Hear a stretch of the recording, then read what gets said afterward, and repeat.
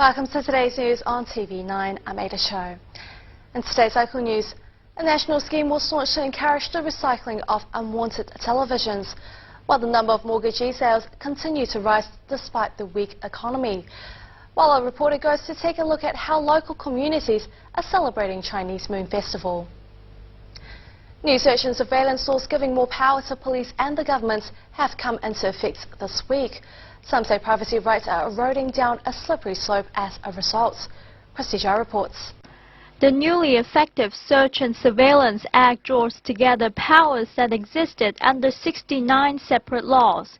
It gives more government agencies the right to search or keep people under surveillance without a warrant in urgent or emergency situations.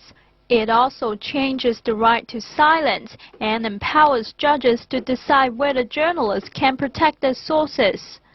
Justice Minister Judith Collins says the new law closes loopholes which have allowed criminals off the hook, but privacy advocates worry it would change people's behavior. The effect of this is that people's expectations of privacy get lowered every time we have some new powers. Powers to snoop without warrants or whatever. People think, oh, well, I don't have any privacy now, and so the next time they want even more powers, people say, oh, well, we don't have any privacy, so...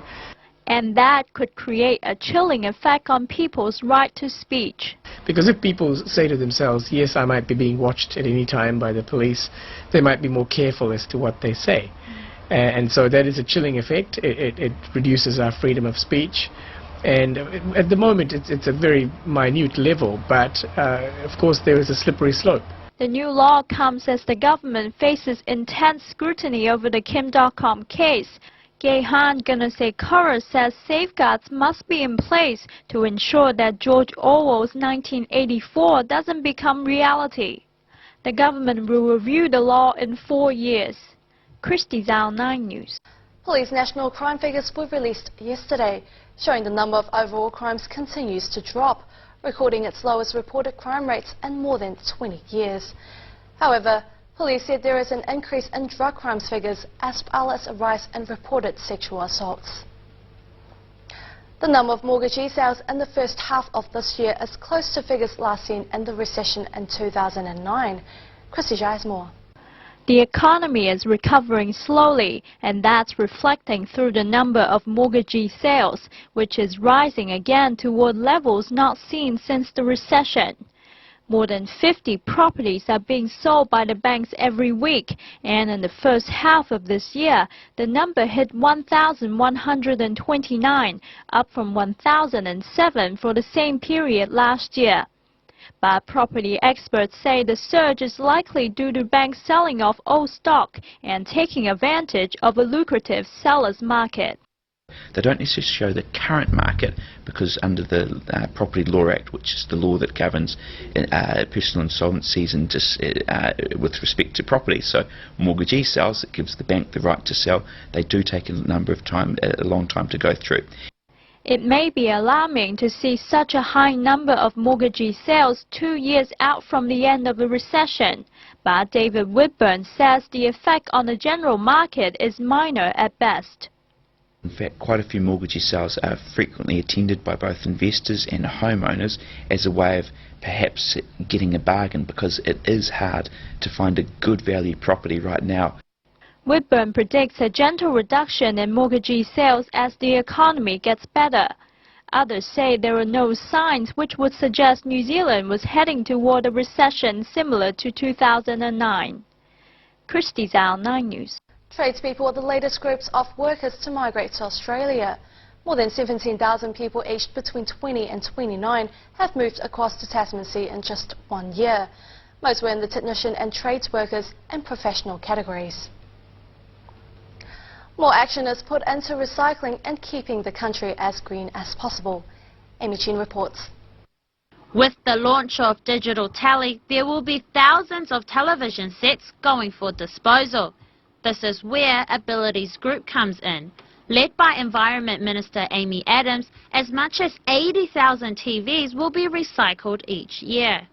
The glass is taken away and melted down to become new glass. The copper wiring can be melted down and reused for copper products. There's a lot of valuable metals and gold and the like in them which can be reused into valuable products. The government initiative bought equipment that will recycle up to 750 tonnes of waste annually and keep jobs safer within the Glenfield-based plant. This is a new part they're adding to their enterprise, which means they have more job security because they have another line of work to be able to offer to those workers. Old computers and printers can also be recycled as they can be hazardous if not dealt with responsibly. Amy Chen, 9 News. Researchers from University of Otago are developing a test that could improve implantation rates in vitro fertilisation, saving women who want to get pregnant from heartache. Amy Fong reports. Dr. Gloria Evans and her colleagues have discovered markers or signs that could be the reasons for successful IVF implantation, and they are developing a test that may increase the success rate for IVF significantly.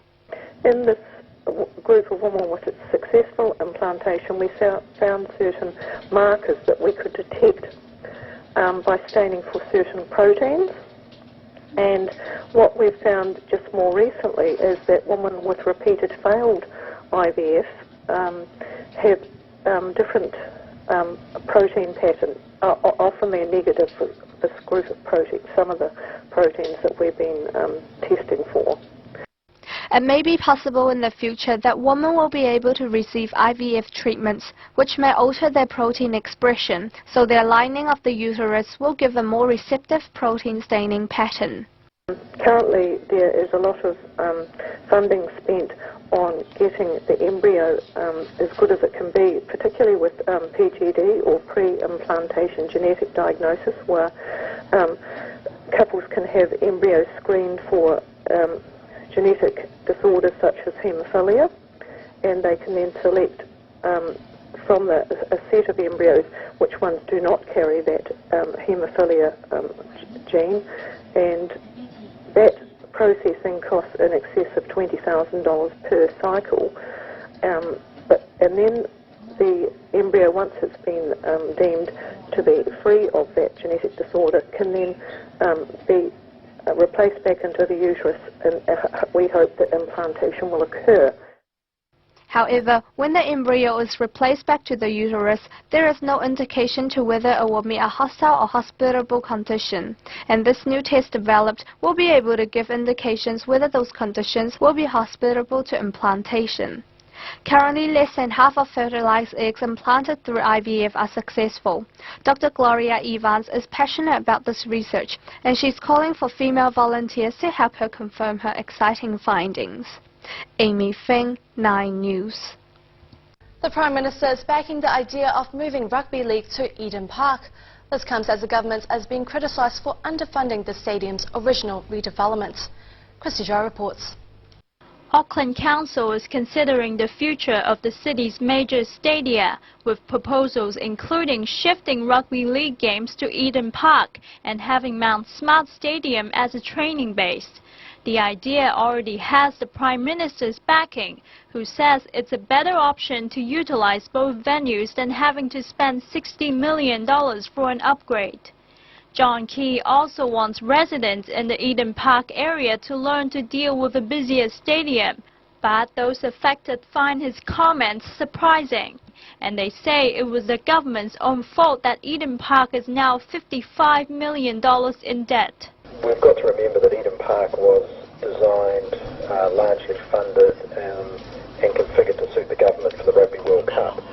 In our view, they've got an ongoing obligation to actually ensure that operates correctly, as they said it would during the redevelopment, which was that it was sustainable given the current usage. Mark Donnelly says at least 8 rugby league home games a year, plus other cricket matches, will put too much pressure on the area, and the government, underfunding the $250 million redevelopment at the time, should not now turn around and shift the burden onto ratepayers.